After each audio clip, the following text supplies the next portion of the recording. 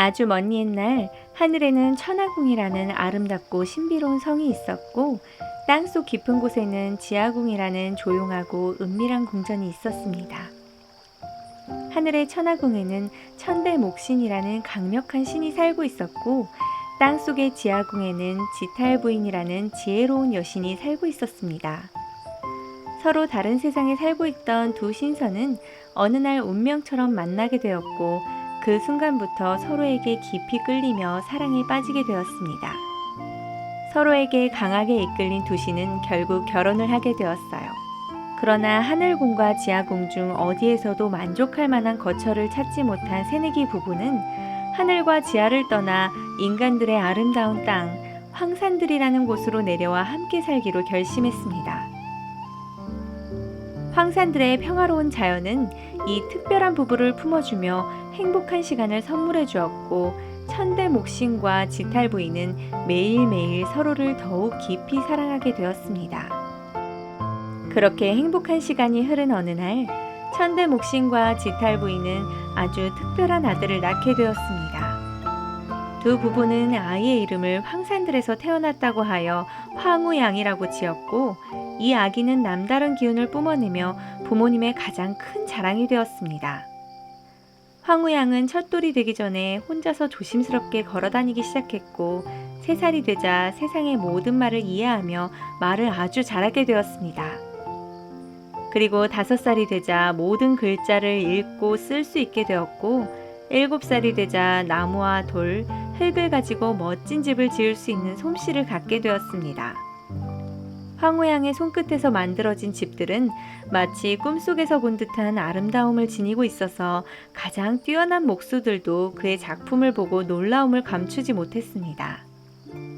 황산들의 바람과 햇살을 닮은 부부의 아들 황우양은 빠르게 실력이 늘어 인간의 땅에서 가장 훌륭한 목수로 성장하였고 성인이 되자 누구도 따라올 수 없을 만큼 뛰어난 솜씨를 갖게 되었습니다. 그러던 어느 날 황우양은 집을 지으러 간 한 마을에서 아름다운 아가씨를 만나게 되었고 첫눈에 반해 깊은 사랑에 빠져버렸습니다. 서로를 알아본 두 사람은 자연스럽게 대화를 나누며 사랑을 싹틔웠고 짧은 연애를 거쳐 결혼에 성공하여 행복한 시간을 함께 보냈습니다. 황우양 부부는 황산들의 터를 잡고 함께 집을 짓고 정원을 가꾸며 매일같이 사랑과 행복으로 가득 찬 아름다운 삶을 살았습니다. 황산들이 행복으로 물드는 동안 하늘의 천하궁에서는 강하고 격렬한 바람이 동쪽에서 불어와 아름다운 궁궐들을 하나씩 무너뜨리고 있었습니다. 감당할 수 없는 바람에 천하궁은 마치 고통에 몸부림치듯 크게 흔들렸고 그 안에 있었던 모든 것은 산산조각 나고 말았습니다. 황금으로 빛나던 기둥들은 땅에 떨어져 흙먼지 속에 파묻혔고 은으로 장식된 지붕들은 바람에 휘날리며 사라져버렸습니다. 천하궁에 살고 있던 신선들도 무너져 내리는 궁궐을 바라보며 깊은 슬픔에 잠겼습니다. 궁전이 무너지다니 이 일을 어찌하면 좋을까? 옥황상제가 걱정스럽게 말하자 신하들이 조심스럽게 의견을 내놓았습니다. 솜씨 좋은 목수를 불러 천하궁을 다시 짓게 하면 어떻겠습니까? 하지만 옥황상제는 여전히 근심 가득한 표정이었습니다. 이런 폐허에서 천하궁을 다시 지을 수 있는 훌륭한 목수가 과연 있겠나? 그때 광천대신이라는 신선이 나서서 말했습니다. 인간의 땅 황산들에는 천대목신과 지탈부인의 아들 황우양이 살고 있는데 그의 솜씨가 아주 정교하고 아름답다고 하니 이 일을 맡기기에 적합할 것입니다. 옥황상제가 고개를 끄덕이며 옥황차사를 불러 이야기했습니다. 시간이 없으니 당장 황산들로 가서 황우양을 데리고 오너라. 옥황차사는 옥황상제의 말이 끝나자마자 멋진 모자를 쓰고 반짝이는 옷을 입고는 별빛이 반짝이고 달빛이 부드럽게 비치는 길을 따라 빠르게 이동했습니다. 잠시 후 황산들에 도착한 옥황차사는 황우양의 집으로 들어가려 했지만 예상치 못한 일이 벌어졌습니다.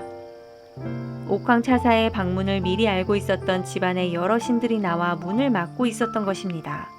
대문을 지키는 문왕신 녹두생이는 험악한 눈빛으로 서 있었고 곳간을 지키는 어방신은 급히 달려나왔으며 마구간과 외양간을 돌보는 마부왕도 두 팔을 걷어붙이고 나와 있었습니다. 여러 신들의 강경한 모습을 본 옥황차사는 자신의 힘이 아무리 강해도 쉽게 들어갈 수 없다는 것을 깨닫고는 어쩔 수 없이 길가에 서서 한참 동안이나 고민했습니다. 얼마 후 방법이 없어 주저앉아 있던 옥황차사에게 부엌을 지키던 조왕 할머니가 조용히 다가와 말을 걸자 옥황차사가 깜짝 놀라 땅에 주저앉고 말았습니다. 조왕 할머니는 놀라서 넘어진 옥황차사를 보며 말했습니다. 지사님은 어느 궁에서 오셨습니까? 옥황차사는 당황한 듯 대답했습니다. 저는 천하궁에서 옥황상제의 명령을 따르는 옥황차사입니다. 조왕 할머니는 고개를 끄덕이며 다시 물었습니다. 아니, 옥황차사님이 이곳에는 무슨 일로 오셨습니까?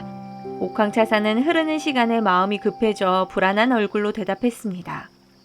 요상한 바람이 불어 무너진 천하궁을 다시 짓기 위해 솜씨 좋은 황후양을 책임자로 임명하려고 이곳에 찾아왔습니다. 조왕 할머니는 잠시 생각에 잠기더니 옥황차사에게 조용히 말했습니다. 그렇다면 좋은 방법을 알려드리죠. 황후양은 매일 아침 강가로 가서 목욕을 하고 부모님을 위해 기도합니다. 분명히 내일도 목욕을 할 것이니 그때를 노려 황후양을 데려가시지요. 옥황차사는 의아한 얼굴로 조왕 할머니를 바라보며 이야기했습니다. 그런데 조왕신님은 이 집을 지키는 신 아닌가요? 왜 황후양을 잡아가라고 하십니까? 조왕 할머니가 한숨을 쉬며 대답했습니다. 황후양은 밖에서 돌아올 때마다 흙 묻은 신발을 부뚜막에 던져놓고 먼지 묻은 버선을 아무렇게나 내버립니다. 게다가 그 더러운 발로 부뚜막을 밟고 다니니 이건 뭐 하루 이틀도 아니고 정말 지저분해서 더는 못 참겠습니다. 그러니 어서 어디로든 데려가 주시면 좋겠습니다.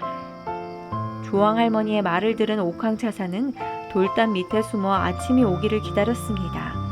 아침이 되자 정말로 황후양이 옷을 벗어놓고 강물로 들어가 목욕을 하기 시작했습니다. 옥황차사는 이때를 놓치지 않고 재빨리 달려들어 황후양을 붙잡아 꿇어앉히고는 품에서 옥황패를 꺼내 보였습니다. 천지왕인 옥황상제의 명령을 거부할 수 없었던 황후양은 할 수 없이 차사의 말을 따르기로 했습니다.